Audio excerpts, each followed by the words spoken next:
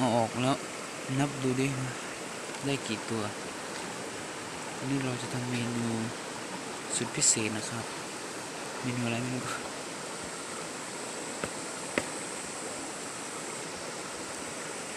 แท่งได้แต่สำนี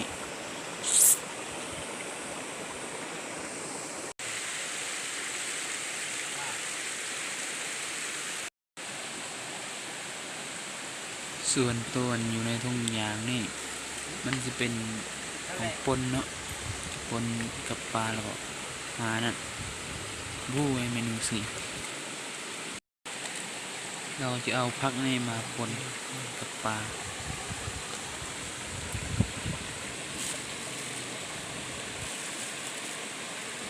ก็มาเลือกเอาออกส่วนหนึ่งที่เราจะกินในวันนี้ครับจะเอาไปบ้าน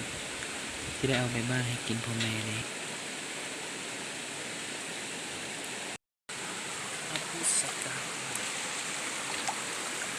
แล้วก็เราจะมาปนมะเผ็ดดิบเนาะเอามะเผ็ดดิบไปปน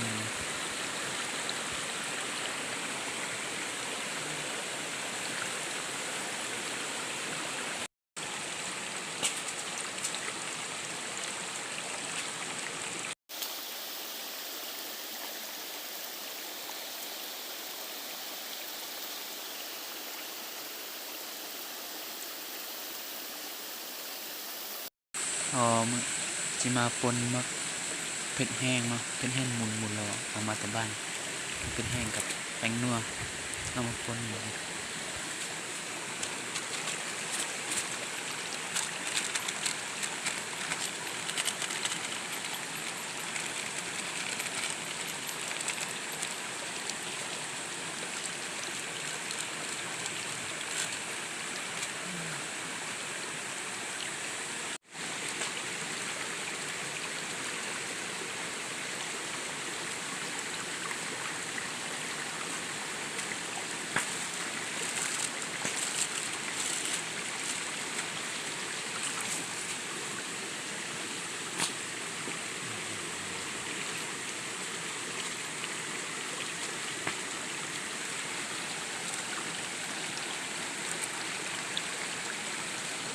ก็เอาพักตัวนี้มาแซ่บจะมันบีบเข้ากัน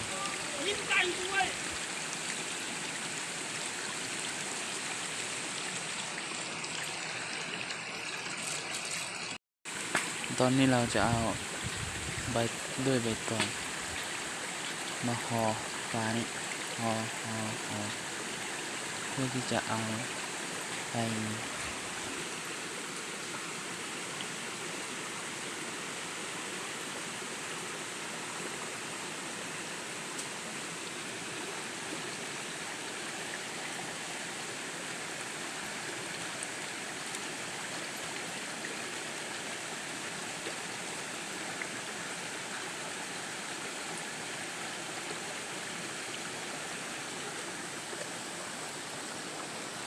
เอา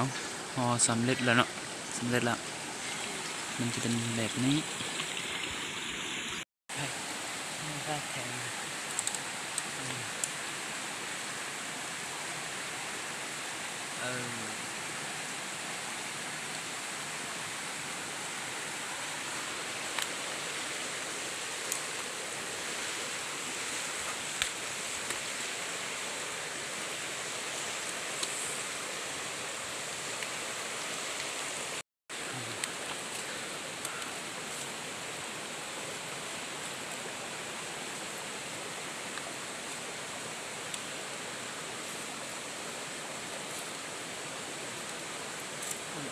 เพื่อมันซังกุยเนี่ยนี่สำเร็จแล้วถ้าจะสุกเรากินเลย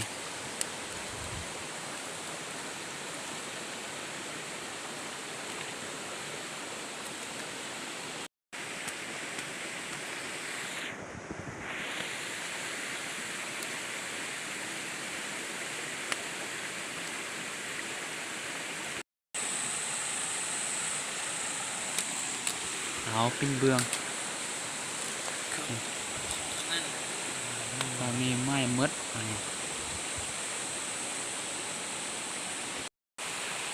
ในที่สุดก็สุกจนได้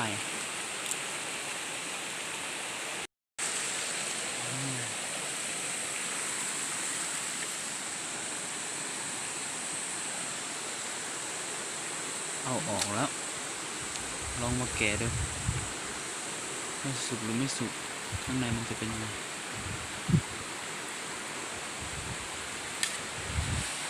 เอาไว้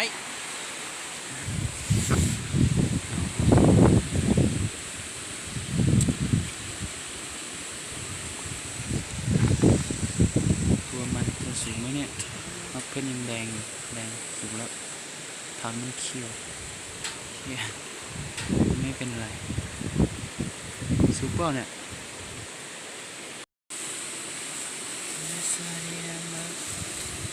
สุกก็กินไม่สุกก็กินวะเรามากินกัน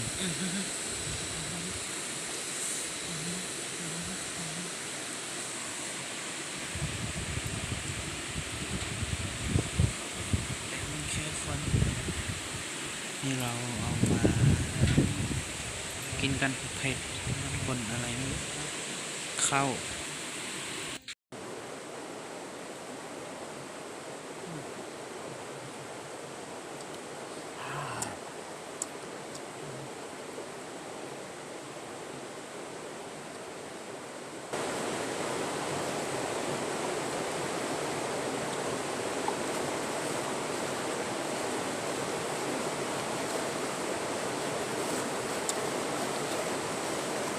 ล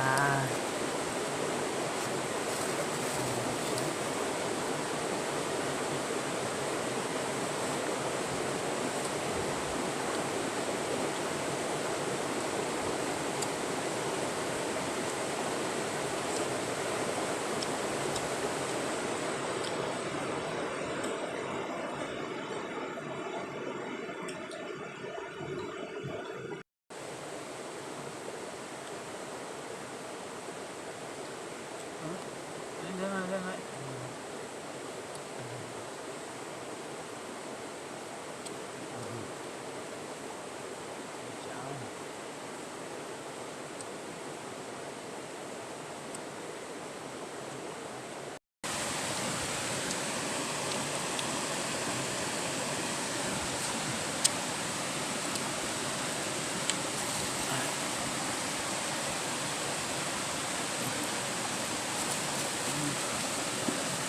เฮียกินตัวไหนดีวะน่ากินหมดเลยนั่นมันเป็นอะไรทุกลูกปิ้งอะไรก็ได้